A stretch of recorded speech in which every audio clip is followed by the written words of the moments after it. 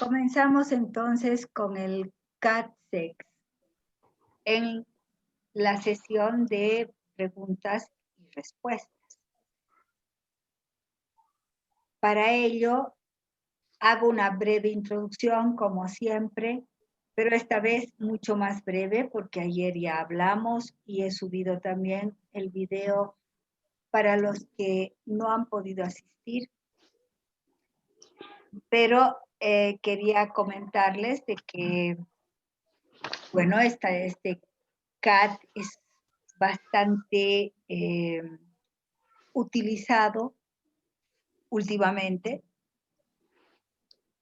también respondiendo a la demanda de la población. Lastimosamente tenemos, ya lo dije en anteriores ocasiones, muchas transgresiones de tipo sexual en nuestro medio, por lo que es necesario tener este tipo de herramientas que los ayuden a ustedes a determinar situaciones tan conflictivas, tan delicadas como esta. Ahora, si hacemos un repaso sobre la aplicación, si hacemos un repaso sobre la evaluación, vamos a ver, Hay que llamar, creo. Galaxy, ¿quieres decir algo?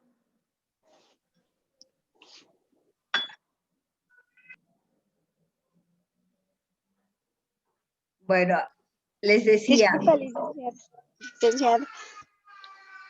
Amiguita, te he dicho que cambies por tu nombre. Ahí dice Galaxy J2 Prim. Y eso no es bueno. Espero que la próxima vez estés con tu nombre, no con un seudónimo. Bien, a ver, veamos, chicos, la aplicación. Hemos hablado que la aplicación de este test es igualita que el test CAT-H o CAT-A. Hemos establecido que en el CAT-H y CAT-A simplemente pedimos al niño que con las figuritas que vamos a ver a continuación, él tiene que inventarse una historia, él tiene que inventarse un cuentito, que en lo posible tenga lo que ha pasado antes, lo que está pasando y lo que va a pasar después. Y vuelco la lámina y comienzo a tomar hora, tiempo de reacción.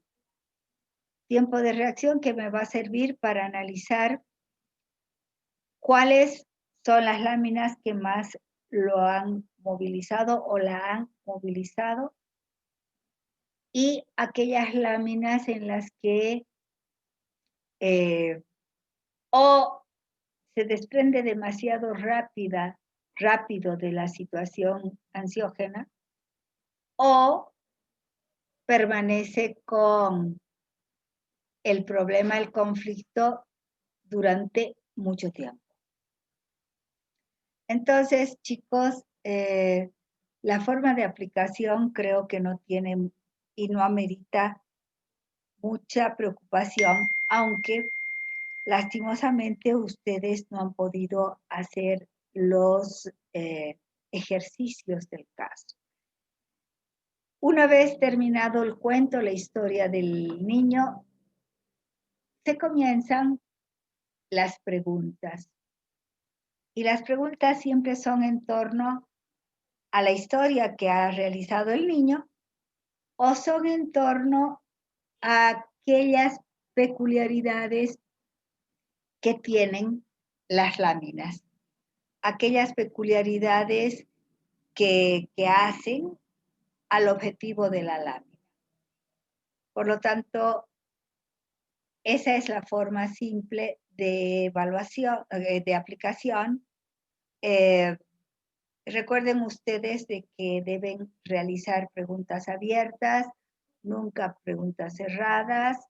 Las preguntas abiertas se caracterizan además por no ser inductivas, quiere decir que no tenemos en la pregunta no tenemos la respuesta, y tengamos mucho cuidado de realizar preguntas especialmente con esta población que se supone ha sufrido un trauma, un hecho totalmente negativo y que puede repercutir en su vida entera, en la vida entera del niño, en la vida entera de la niña.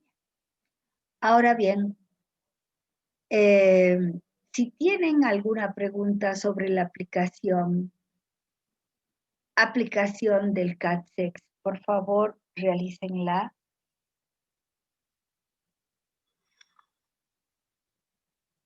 Algo que no les haya quedado claro.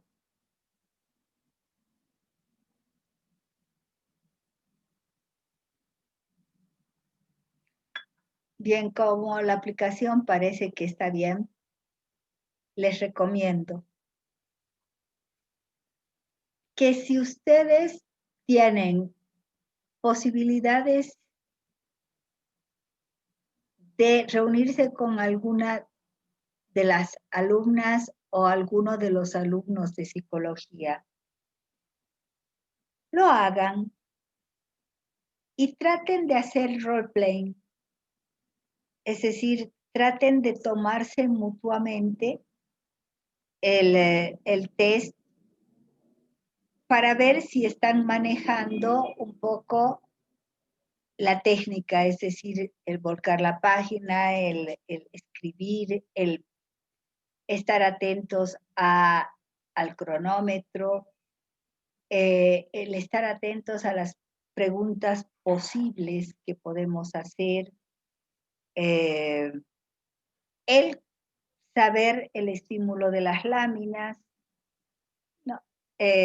Para formular incluso las preguntas pertinentes. Y sería de gran utilidad que antes de que se atrevan a tomar a pacientes de verdad, que les falta poquito para hacerlo, ya están terminando el séptimo semestre, les falta un añito. Si ustedes ejercitan, van a estar más seguros el día que tengan que enfrentar a niños, el día que tengan que enfrentar a niños con problemas reales. Dicho esto, pasamos a la evaluación. Como no hay preguntas sobre la aplicación, pasamos a la evaluación. Siempre en este tipo de test, chicos, tenemos 3 pasos en la evaluación. Tenemos el nivel descriptivo e interpretativo de cada lámina, que culmina con un resumen de la lámina. Resumen del producto que ha sido ya analizado por nosotros en este desglose de nivel descriptivo y nivel interpretativo. Luego tenemos la segunda parte, la segunda gran parte, que se constituye por el protocolo y que es una especie de control de lo que la primera parte hemos analizado. El control se ejerce en el sentido de que vemos si hay concordancia, si no nos hemos olvidado nada, si realmente estamos viendo y analizando desglosadamente el discurso de el individuo analíticamente, el discurso del individuo, si lo estamos interpretando bien, para luego culminar con la parte de la interpretación final, la interpretación psicoanalítica, la síntesis interpretativa, llámenlo como lo llamen, pero es la culminación, es el informe que ustedes tienen que dar de ese test. Ahora, cuando ustedes tengan más experiencia, mucha más experiencia, lo que van a hacer seguramente es solamente nivel interpretativo, nivel descriptivo y nivel interpretativo, y ya van a sacar sus conclusiones. Pero mientras estamos aprendiendo, seamos un poco humildes y sepamos de que no sabemos todo, se nos pueden escapar muchísimos detalles y por lo tanto requerimos nomás la guía del protocolo. Se han debido dar cuenta que el protocolo es muy parecido al protocolo sobre CAT-H y CAT-A, aunque tiene sus peculiaridades por la peculiaridad de este, por las características.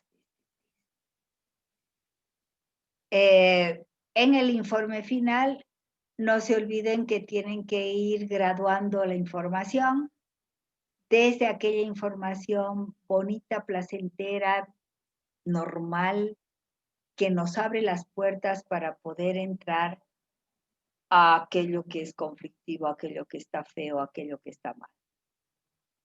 Les voy a mandar hoy un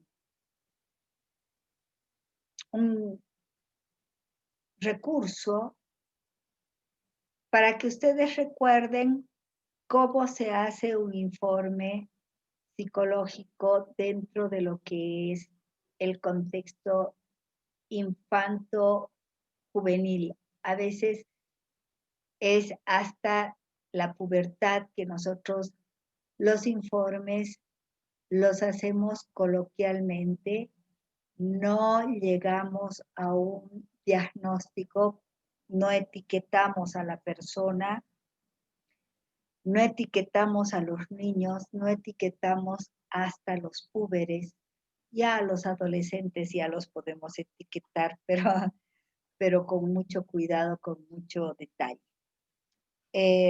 Ustedes verán de que, espero de que hayan leído, espero de que hayan analizado un poco el tema de la semana y paso a abrir el sector de las preguntas. Tienen ustedes la palabra, chicos.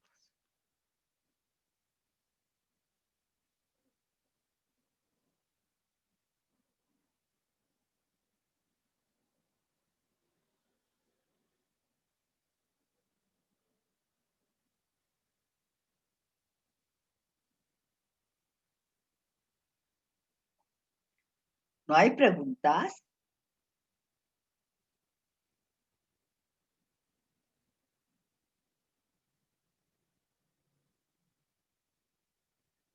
Licenciada, Adelante.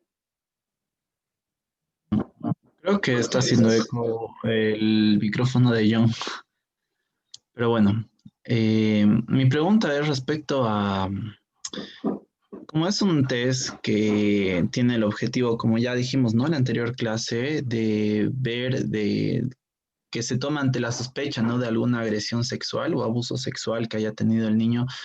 En el caso de que el niño rompa en llanto o quiebre el test, ¿cómo se podría manejar la contención? Y el test, me imagino que ahí concluiría, ¿no es cierto? O ya no seguiríamos con las siguientes láminas. Así en medio del test el niño quebrara en llanto, ya no pudiera continuar.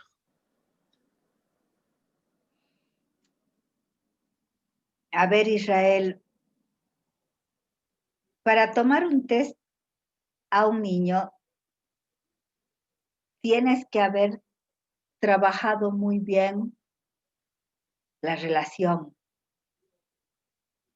Tienes que haber trabajado, pero perfectamente bien, esa ese vínculo, tratando de que la transferencia, pero también la contratransferencia funcione. Ayer creo que les decía, ustedes se tienen que convertir en niños. Si atienden a un niño, ustedes se tienen que convertir en niños.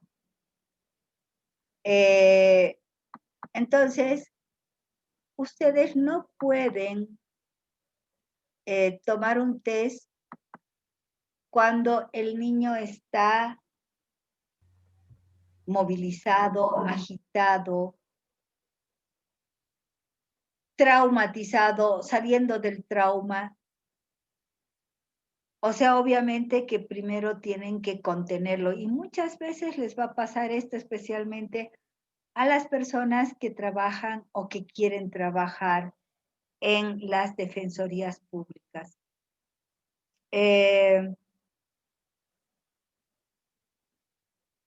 Vienen chicos muchas veces en estado de total descontrol. Ahí no podemos tomar, Israel, ningún test. Ahí simplemente acompañamos, contenemos y tratamos de que el niño realmente se sienta con nosotros, es decir, sienta nuestra cercanía, sienta nuestra apertura, sienta que no lo juzgamos, porque muchos de estos niños se sienten muy culpables, piensan de que ellos han generado todo el lío familiar con alguna conducta inapropiada de seducción al violador, al violento, ¿no? O sea, especialmente las niñas se sienten muy culpables, piensan de que, bueno, ellas han posibilitado una situación como esa, ¿no?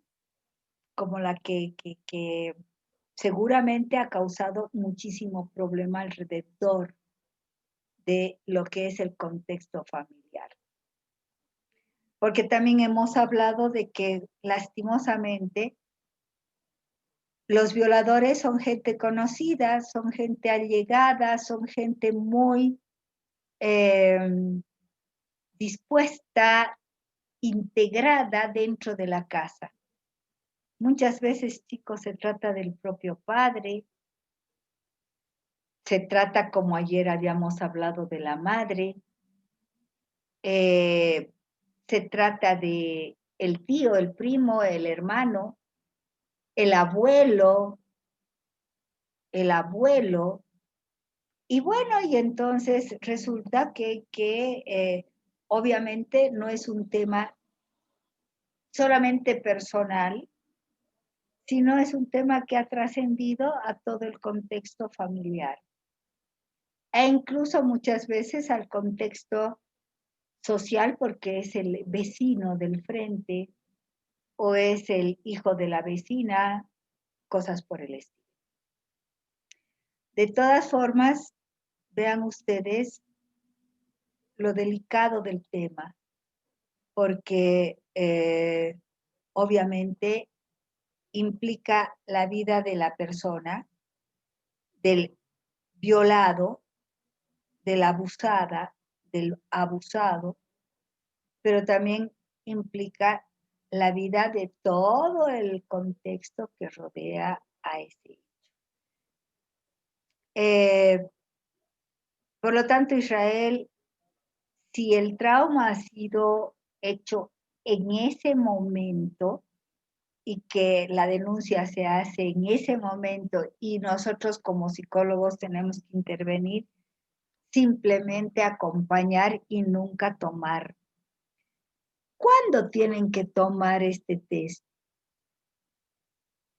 Cuando haya controversia con el victimador. Muchas veces, la mayor parte de las veces, el victimador agarra y dice, yo inocente, yo no sé nada, ella se está inventando o él se está inventando.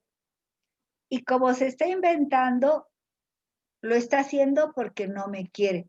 O sus papás le han enseñado, dice, su mamá como no me quiere o su papá como no me quiere, le ha enseñado que diga eso.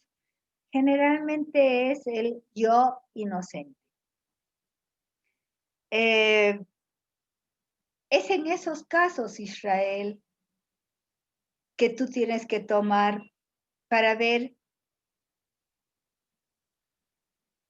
cómo es el discurso del niño, pero también para ver qué consecuencias ha traído ese hecho. Si tú has establecido un buen rapport, es muy difícil que con un niño, es muy difícil que eso se rompa a través del test. Porque el test, como ustedes verán, son escenas, un niño frente o una niña frente al espejo. Bueno, han visto las láminas. No son escenas grotescas. Más bien, la mayor parte de las veces, el niño lo toma como un jueguito. Realmente lo toma como un juego. Nunca me ha pasado lo que tú dices, pero en el caso de que pasara, tenemos que, ahí yo les diría, cuestionarnos si no nos hemos precipitado, si no hemos trabajado muy bien nuestra relación, la relación con el niño. Algo ha pasado en el proceso, digamos. O sea, lo único que ustedes tienen que hacer es acompañar, como les decía hace un ratito, sentir que se lo entiende. Qué bueno es hacerle hablar, es decir, a ver, cuéntame, vas a ver que te vas a sentir mejor. A ver, cuéntame por qué estás llorando. ¿Qué te ha hecho esta lámina para que llores? A ver, contame, contame. Y obviamente, ustedes van a ver de que si el chico se suelta y empieza a hablar, obviamente que van a continuar con el test. Pero si hay bloqueo, no, no quiero, no quiero, no quiero, cuidado que ustedes sean los segundos violentos. Decir, no, tienes que hacerlo. No, chicos, no tienen que hacerlo. O sea, quiere seguir haciéndolo, perfecto. No quiere, suspendemos. No es obligatorio y más si se ha movilizado de esa forma. Pero la movilización de esa forma ya es un indicio para ustedes. Ya es un hecho que ustedes pueden requete analizarlo, requete interpretarlo. Especialmente viendo la lámina en la que se suscitó el hecho, que quiere decir entonces que hay algo o sea, algo lo movilizó. Si podemos preguntar, procedemos a ver, pero ¿qué es lo que no te gustó? ¿Qué es lo que no te gustó de esta lámina que te ha hecho llorar tanto? ¿Qué te hizo recuerdo? ¿No? O sea, vas a ver que si me lo cuentas te vas a sentir mejor. Pero si ven de que el chico está muy, muy, muy descontrolado, hay que suspender la prueba. ¿Te contesté, Israel? Sí, licenciada, justamente le preguntaba pensando en ese caso, ¿no? De los que trabajan en las defensorías, entonces a veces, como están en casos, entonces piden, ¿no es cierto?, de que el psicólogo evalúe respecto al niño, ¿no? Entonces, situaciones así, es por eso que me planteaba la pregunta, pensando en esas situaciones, pero ya me aclaró la duda. Muchas gracias. John, adelante, John. Buenos días, licenciada. Quería preguntarle en continuación a lo que usted había mencionado con respecto a la seducción a través del juego de los transgresores. ¿Hay alguna influencia con respecto a la consigna cuando se le motiva a jugar? ¿No hubiera un rechazo de alguna manera al juego? ¿O cómo se presenta, licenciada, en su experiencia con respecto a esto, no? John, no entendí la pregunta. Tú dices que esto no es un test de juego, son láminas. No, O sea, me refería, disculpe, licenciado, me a refería ver, que cuando se le invita de alguna manera para que sea más amena al niño, para que eh, eh, haga un relato común, o sea, se le invita para que se lo vea como invente, un juego. lo tome como un no, se invente un cuento, se invente una historia con la figurita o las figuritas que ve. Puedes agarrar y decir, vamos a jugar a la invención, vamos a jugar a los cuentitos, pero creo que tu pregunta va, ¿no sería que eso va a causar rechazo? John, en mi experiencia, todo lo que moviliza al niño en forma muy patente, o sea, todo lo que moviliza al niño en forma muy agresiva, obviamente causa el rechazo del niño. Pero si tú como psicólogo tienes la habilidad de conectarte con el niño y hacerle ver de que esto puede ser un juego, que se invente algún cuentito y realmente sea una recopilación de datos, pero en forma muy indirecta, como para que el niño no se sienta ya también agredido. Es muy común, ¿no? O sea, los víctimas de estos hechos, así como los víctimas de todo lo que se llama eh, agresiones intrafamiliares, violencia intrafamiliar. Muchas veces los víctimas son doble o triplemente víctimas porque ante la denuncia resulta de que uno tiene que probar,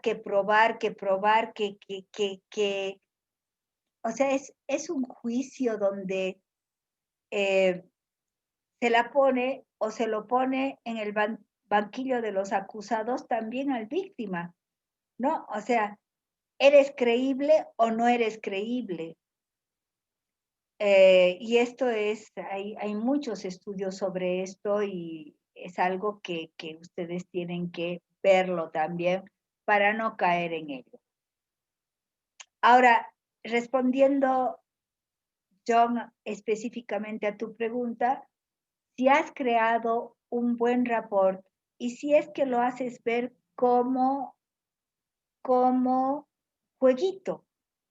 Y hacerlo ver como jueguito es, mira la primera laminita, a ver, cuéntame el cuento. ¡Ay, qué bárbaro! ¿No? O sea, qué bien. Había una vez, a ver, dale, seguí. Entonces, resulta de que el niño se entusiasma con tu entusiasmo. Y al entusiasmarse, la toma del test fluye como un juego. Si tú vas a ser el psicólogo serio que le muestra el test y le dice, a ver, invéntate un cuento y tú anotas, no dices nada, no haces nada, no estimulas, obviamente el chico lo va a sentir más pesado. Y muchas veces, chicos, terminamos los test, por ejemplo, el CAT-H con chicos de 9, 10 años, que agarran y dicen, falta mucho. Entonces, cuando me dicen falta mucho, quiere decir que no he estado muy estimulativa, que no he estado muy simpática yo, ¿no? Entonces, pero también quiere decir que el test lo ha movilizado al chico. Por lo tanto, también tengo buenos datos. ¿Te contesté yo?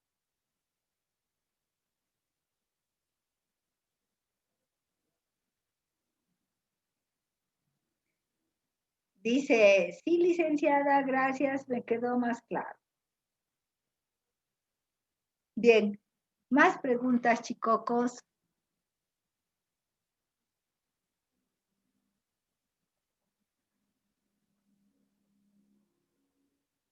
Elmer, estás muy calladito esta vez.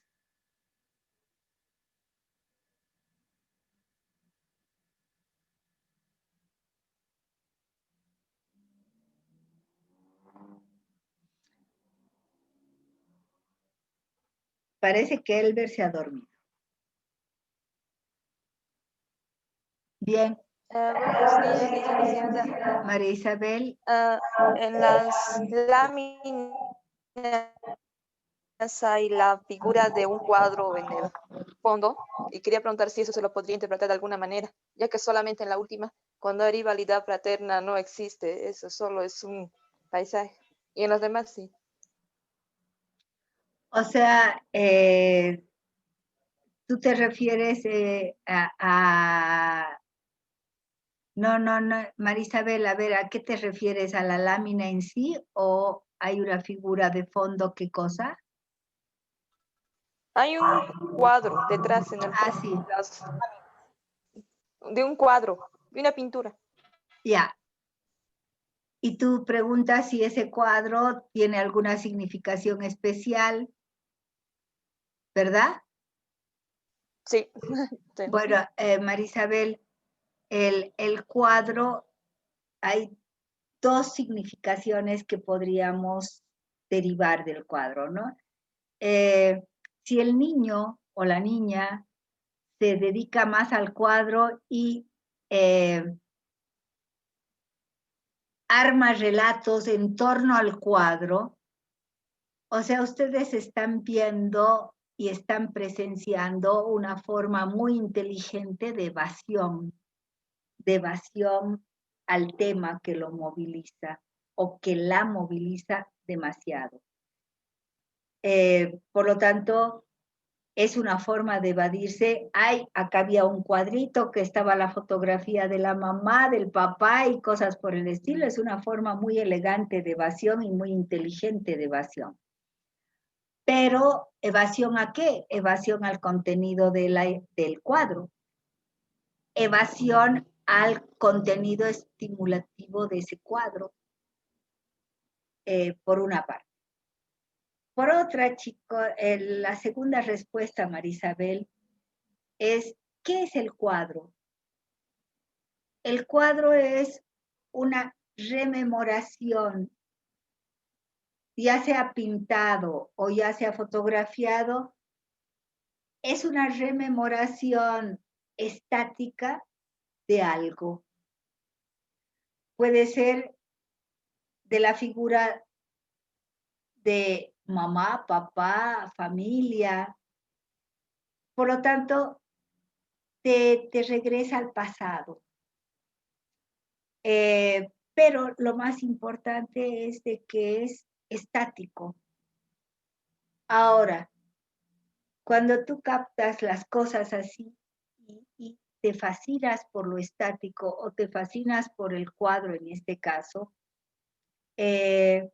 no nos estará hablando de algún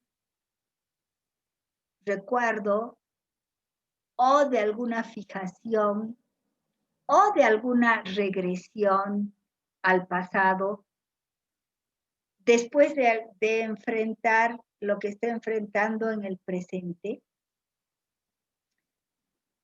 Ahí depende mucho de la historia del niño, depende mucho de la composición que haga el niño sobre ese cuadro. Por lo tanto, tú tienes que ver por qué el niño necesitó hablar del cuadro, no será simple evasión, y qué habla del cuadro, es decir, no habrá regresión,